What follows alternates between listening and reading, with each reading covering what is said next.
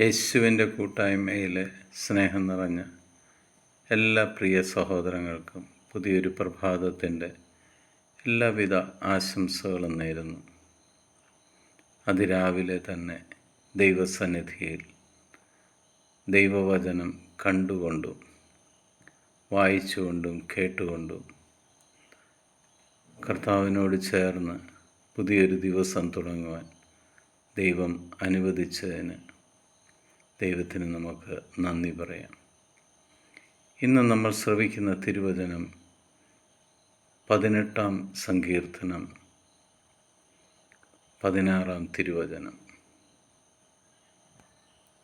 ഉന്നതത്തിൽ നിന്ന് കൈനീട്ടി അവിടുന്ന് എന്നെ പിടിച്ചു, പെരുവെള്ളത്തിൽ നിന്ന് അവിടുന്ന് എന്നെ പൊക്കിയെടുത്തു.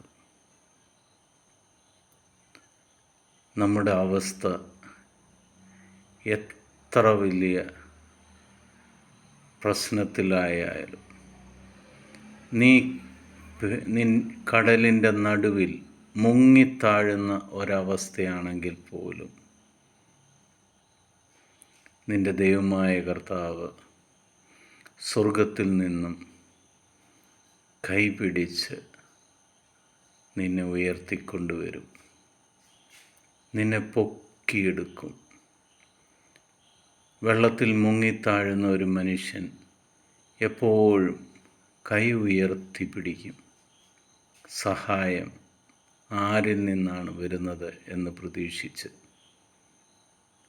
നിന്നെ സഹായിക്കാൻ സ്വർഗത്തിലെ ദൈവം വരും.